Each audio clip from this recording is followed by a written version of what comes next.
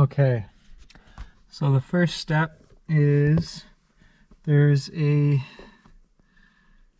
Phillips, singular Phillips in this recession here that you're going to pull out. And then from there,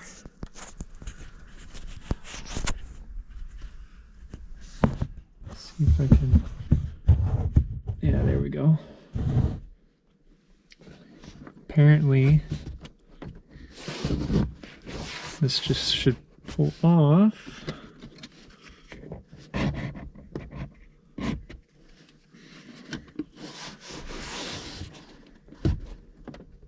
Though in in practice, it doesn't seem to be as simple as they make it seem.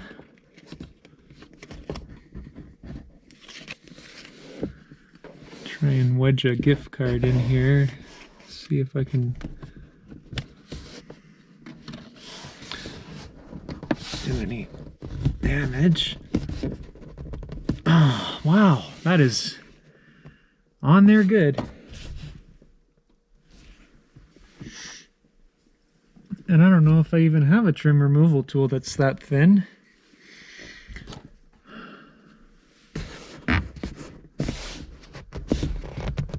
Oh, wow. Oh. Damn. That shit tight. Oh.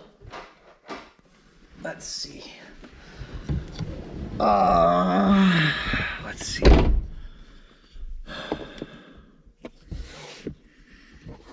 Let's see.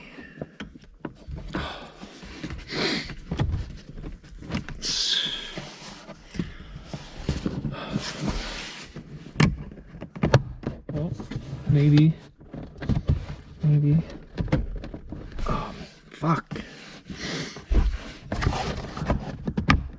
Come on. Come on. Come on. Oh. Oh, wow. What's it stuck on? Let's see. This is a pain in the butt. Oh.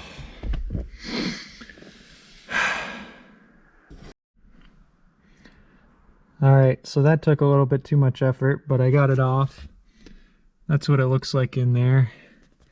This was the clip that was giving me a hard time. Managed to do it without breaking the thing.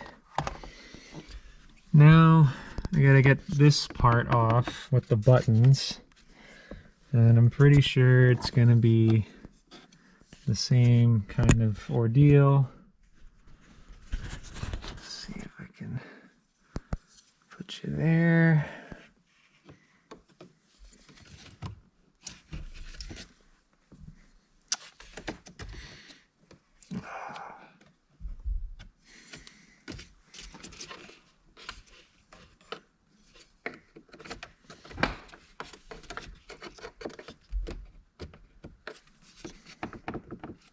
I wish I could just do what I want to do without taking all this off, but there we go. Unfortunately, nothing in life is ever easy. And Lord knows this is a lot harder than I thought it would be.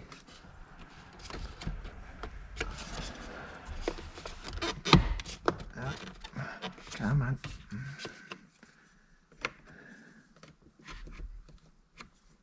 Come on. Yeah.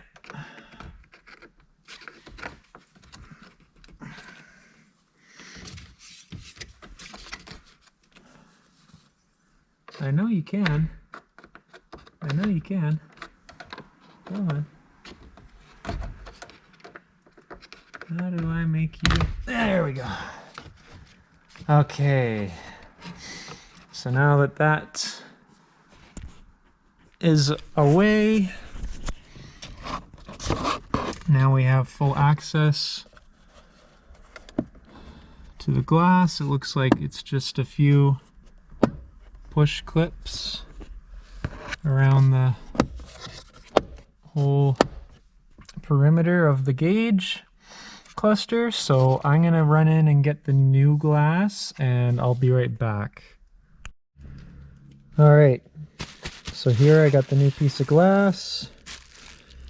I'm gonna take off the old one now. Put you right here while I do it.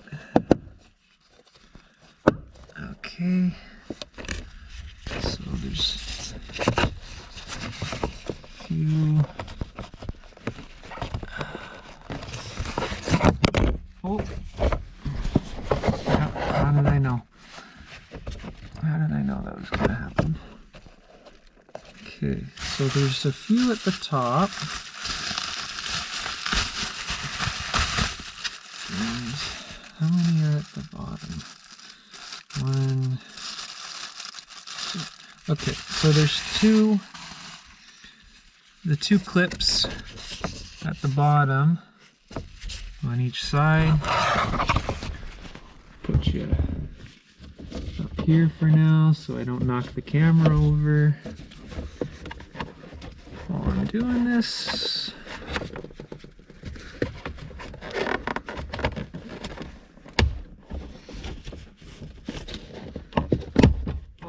Oh, no, that's not what I wanted to do.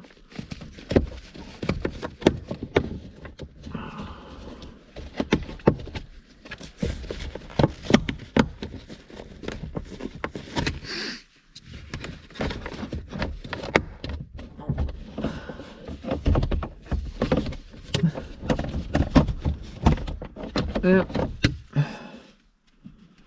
All right, that broke. Oh, there was more on the sides. I don't know what broke. Oh, one of the top ones. Oh, okay. Well, that's garbage now. See all that? See all that nastiness? Yuck. Cutie, thank you. Alrighty, on you go, baby. Brand new. Oh yeah.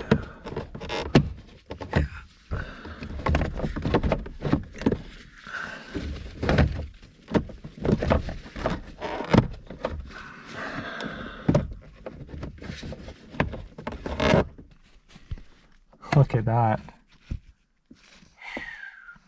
Beautiful. All right, that's it for tonight. I'm gonna put my dashboard back together now. All right, so I'm going to put the gauge in the dashboard here, and I've run into a little bit of a conundrum. While it would be easier to put the gauge over here because it's got a recess behind this piece of trim, unfortunately it wouldn't really be in my direct line of sight, so I want to put it here, but the only problem with that is it's going to be a little bit more difficult because not only do I have to make a hole here, but now if you look in behind, there's solid dashboard. So I'm also going to have to make a hole in the dashboard because it's about that thick behind. So that sucks, but I think it's gonna look killer because if I put you at my eyesight level here and then I put the little gauge up, see, like, that's killer. Whereas if I put it like over here, see how it's hidden behind the steering wheel? I'd have to like look over like that while I'm driving, and that's a lot more inconvenient than just like glancing down slightly to see what my oil pressure is at. So I'm gonna go the hard route, and I'm gonna put it right here, and yeah, we'll cut back to when I hopefully have 2 square holes made to fit this little guy.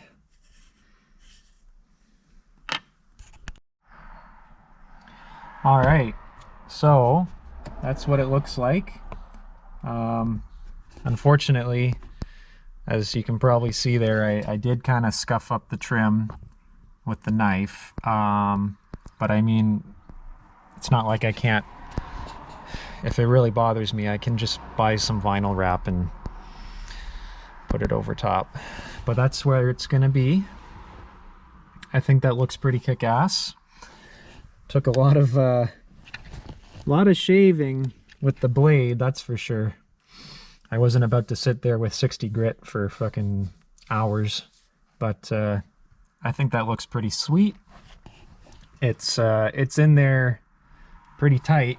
I don't think that's going anywhere. Yeah. So now I just gotta run wires to it for the control box and the sensor, and then got a working oil pressure reading, finally.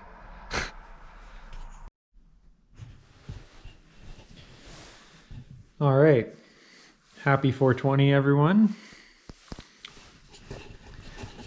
As you can see, everything is pretty much back where it should be. I got all 4 spark plugs and coil packs replaced. I got the PCV valve changed.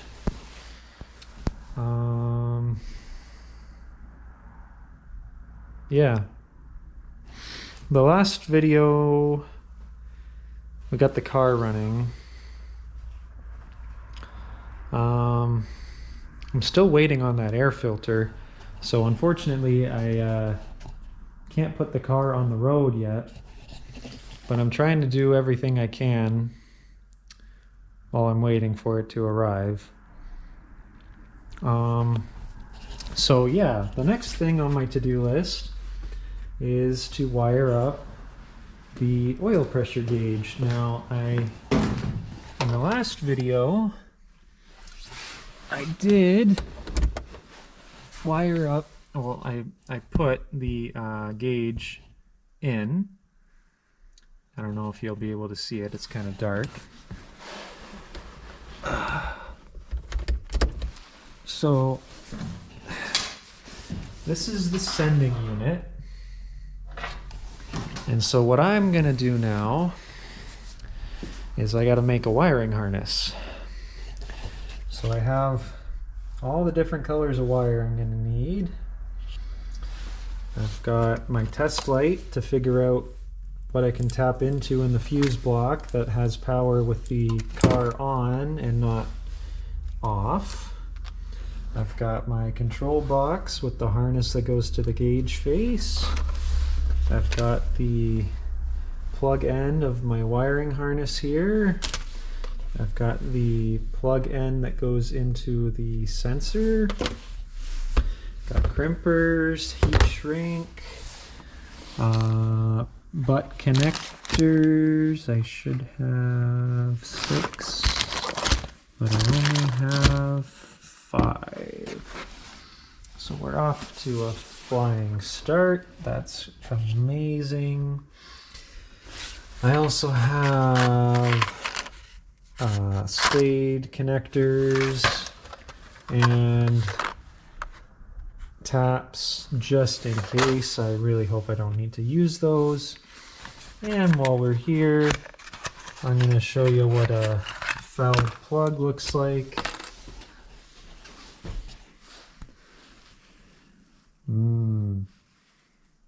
Yummy. And it smells like oil.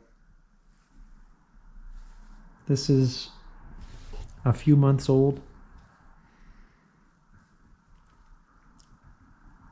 Pretty gross. Pretty gross. So, first thing I gotta do is I gotta run some lengths of wire from the engine bay into the car. Now, in order to do that, what I'm gonna do is I'm gonna plug all this stuff together.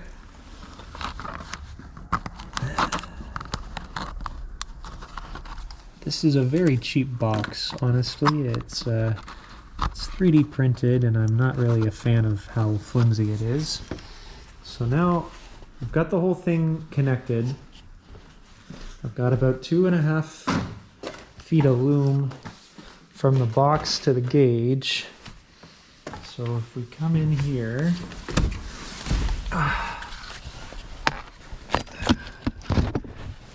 we turn the light on.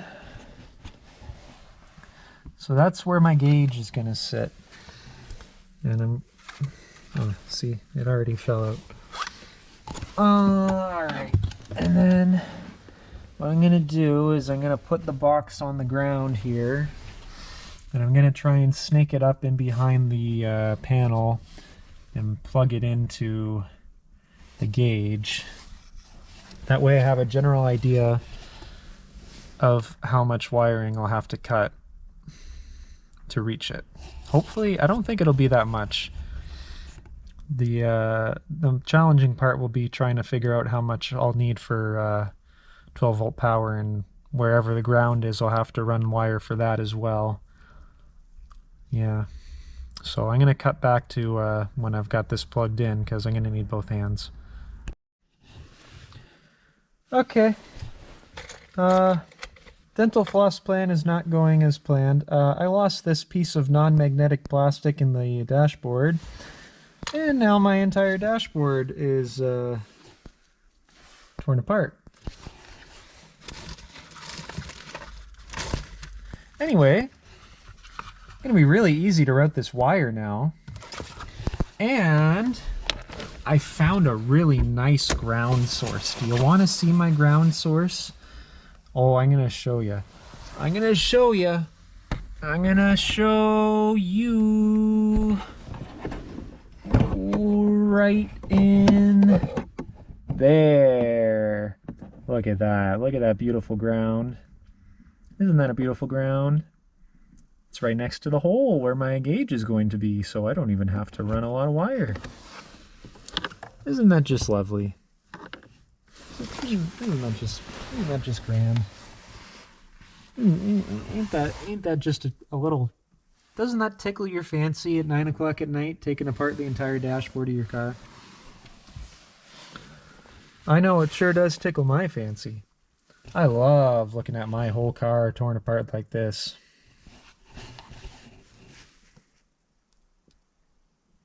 I hate this. I hate this a lot.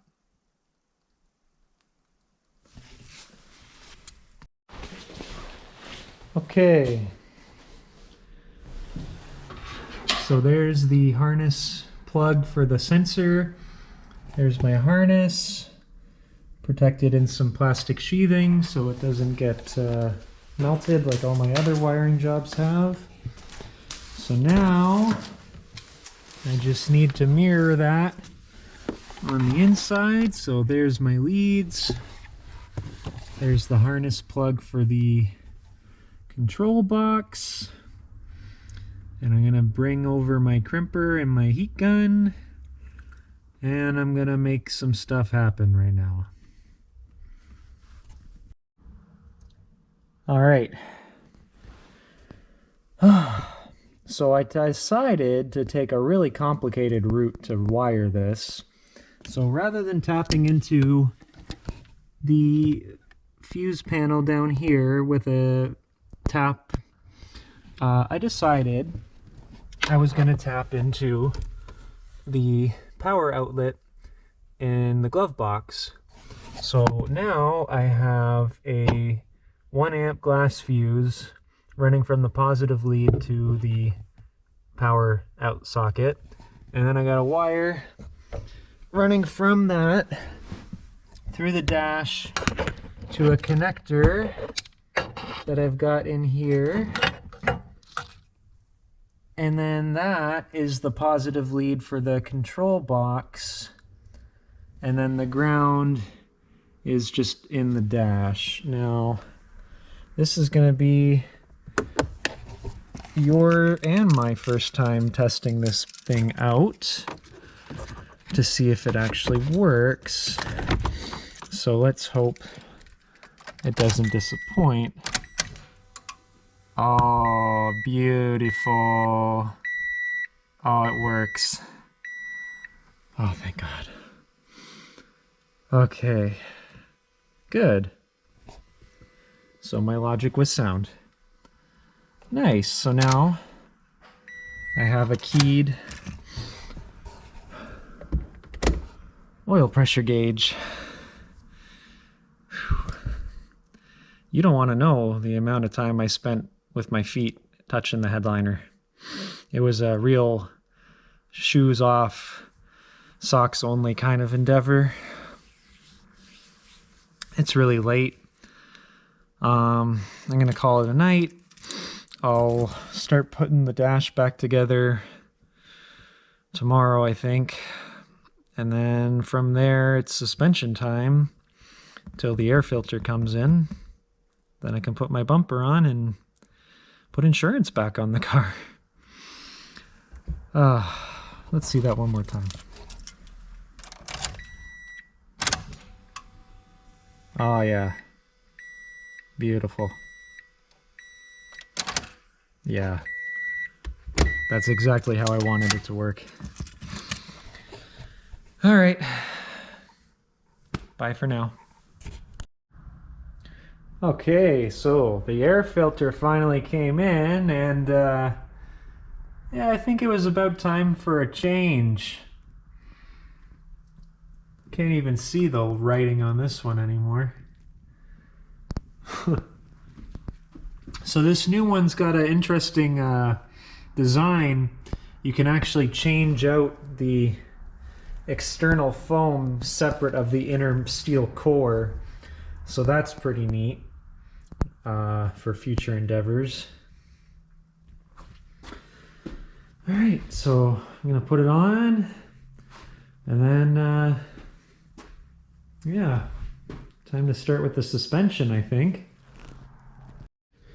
Okay, another little nitpicky task that I've been meaning to do is change these A-clip brackets for the side markers, since mine are kind of, you know, weak from rust. So I got these brand new ones from Toyota. Open this one up so I can show you guys.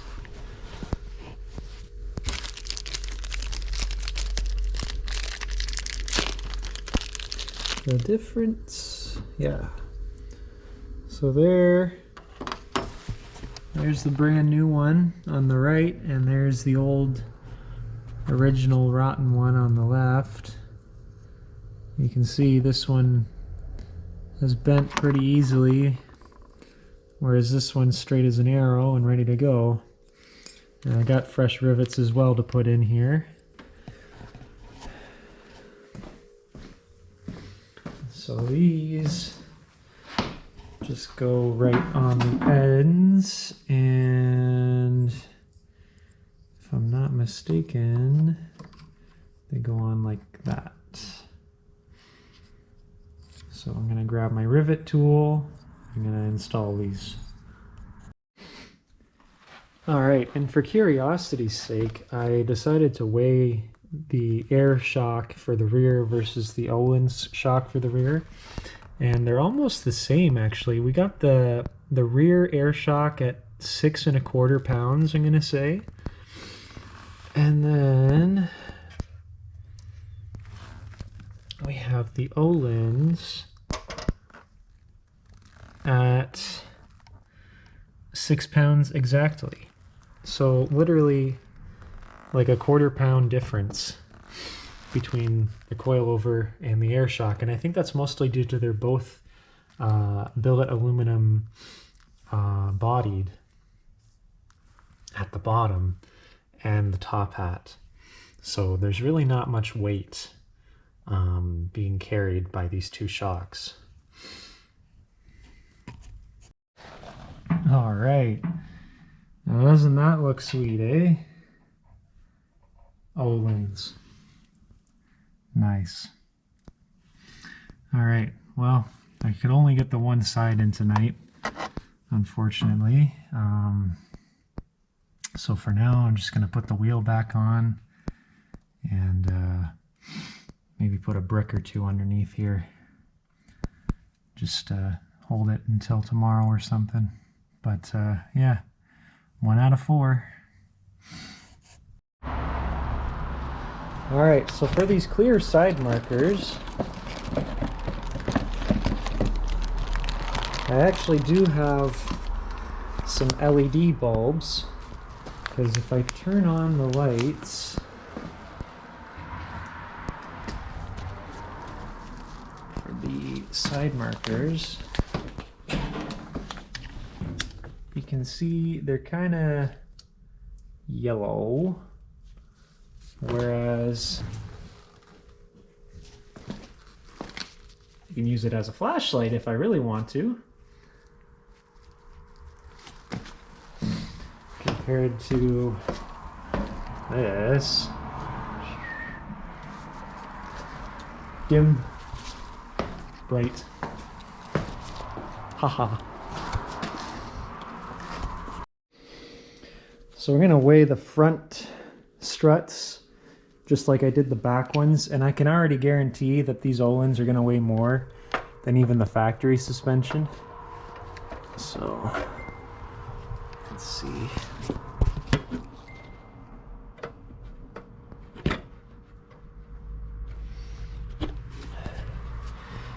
Okay, so if I put it like,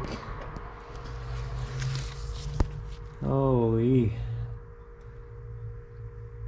Okay, so that looks like 12 and a half or 13 pounds if I put it on its side. It only goes up to about 9.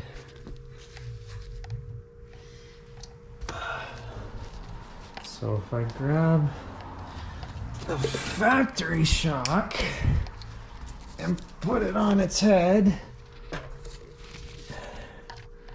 we got, oh wow, we got 13, oh wait, we got 14 and a half pounds for the OEM strut. And what was this one again on its head?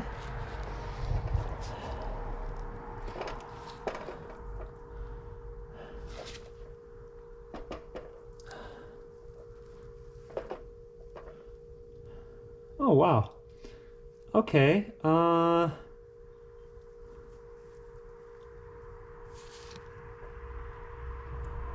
call that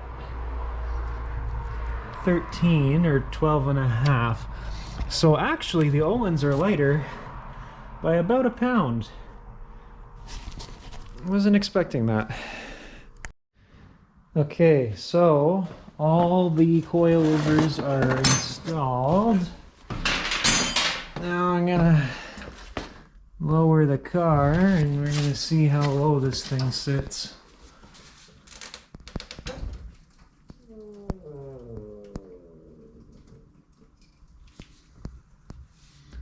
Okay, that's not bad.